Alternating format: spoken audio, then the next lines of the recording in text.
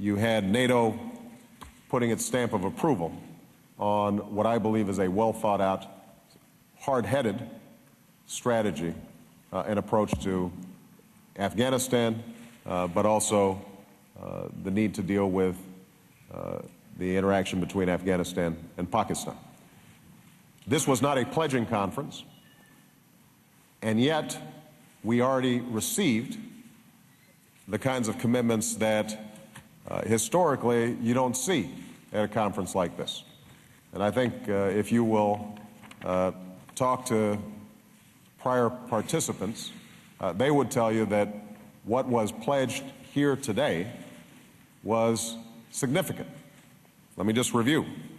We fully resourced the elections, 3,000 from allies and partners, 300 new paramilitary trainers and mentors for NATO training missions in Afghanistan, 70 NATO-embedded training teams to support expansion of the Afghan National Army, a $100 million down payment on the Afghan National Army Trust Fund, and a civilian assistance of $500 million. That was at a summit that was designed to discuss strategy as opposed to attract pledges. And I think it's an indication of the fact that this alliance is committed to achieving the focused goals that we've set out in Afghanistan. I think that you're not going to see a division between allies in terms of how we approach the situation. I think our allies are encouraged by not only the consultation that we conducted prior to releasing our strategy, but also our commitment to continually reviewing the strategy to ensure that it works. And what we anticipate is not only that we will see additional resources brought to bear on the strategy, but that also we will have established a baseline of honesty and clarity about our purpose so that it will be much more difficult for each of us in NATO to try to avoid or shirk the serious responsibilities that are involved in accomplishing our mission. Okay? Peter Mayer, CBS. Yeah. Thank you, Mr. President. I've got a two-parter on this policy. I'm wondering if at any time in the course of the meeting or before you asked for a commitment from NATO for combat troops in a war stance like the ones already there and the thousands of others that you're ordering. And since you keep referring to this and you have referred to it as an Afghanistan and Pakistan policy, and you said recently that you don't envision sending NATO troops being sent to Pakistan, right. What is the message to Pakistan and the terrorists who are hiding out there? Well, as I said, this was not a pledging conference. All the NATO allies have troops on the ground who are in harm's way. Our ISAF partners have troops on the ground in harm's way. They are making significant commitments despite having participated in what has turned out to be a very lengthy operation. And so, the whole point of the strategy was to get beyond this notion that somehow there's one kind of troop and one kind of way of accomplishing our mission in Afghanistan. The trainers that we're sending in are no less important than those who are in the South in direct combat with the Taliban, because if we can't achieve these other goals, then we will put more and more of a burden, an unsustainable burden, on those troops that are conducting direct combat operations. So the answer is, number one, all these allies have combat troops on the ground. Number two, part of our strategy is to make sure that we've got a much more comprehensive approach. With respect to Pakistan, we want to bring all of our diplomatic and development skills to bear on strengthening Pakistan, in part because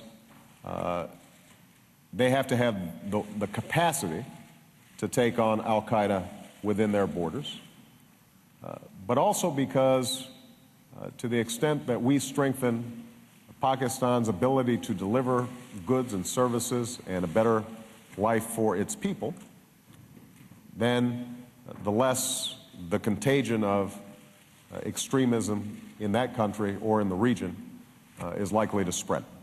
And I informed our allies here today that we are going to, despite difficult budget circumstances, put more money into aid to Pakistan, conditioned on some concrete results in dealing with the terrorist threat. And we are going to be pushing our allies to participate, for example, in the donors forum for Pakistan that's going to be taking place. We are going to keep on going until we get this job done. And they should be clear that we are unified, we are strong. They will not wear us down. We are going to complete our mission so that our people are safe. Okay. Major?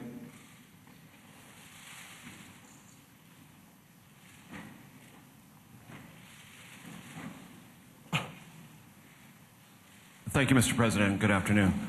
I'd like to ask you about a law that's recently been passed in Afghanistan that affects the 10% of the Shia population there. A summary of it says it negates the need for sexual consent between married couples, tacitly approves child marriage, and restricts a woman's right to leave the home. The United Nations Development Fund for Women says this legalizes the rape of a wife by her husband. I'd like your assessment of this law, number one. Number two, will you condition future troop movements of the U.S. to Afghanistan on the basis of this law being redrafted or rewritten? And if not, sir, what about the character of this law ought to motivate U.S. forces to fight and possibly die in Afghanistan? Well, first of all, this was actually a topic of conversation among all the allies. And in our communique, you will see that we specifically state that part of this comprehensive approach is encouraging the respect of human rights. I think this law is abhorrent. Certainly, the views of the administration have been and will be communicated to the Karzai government. And we think that it is very important for us to be sensitive to local culture, but we also think that there are certain basic principles that all nations should uphold. And respect for women and respect for their freedom and integrity is an important principle. Now, I just want to remind people, though, why our troops are fighting, because I think the notion that you laid out, Major, was that our troops might be less motivated. Our troops are highly motivated to protect the United States, just as troops from NATO are highly motivated to protect their own individual countries and NATO allies collectively. So we want to do everything we can to encourage and promote rule of law, human rights, the education of women and girls in Afghanistan, economic development, infrastructure development. But I also want people to understand that the first reason we are there is to root out al-Qaeda so that they cannot attack members of the alliance. Now, those two things aren't contradictory. I think they're complementary, and that's what's reflected in the communique.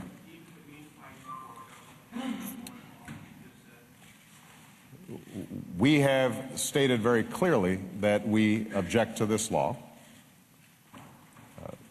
but I want everybody to understand that our focus is to defeat al-Qaeda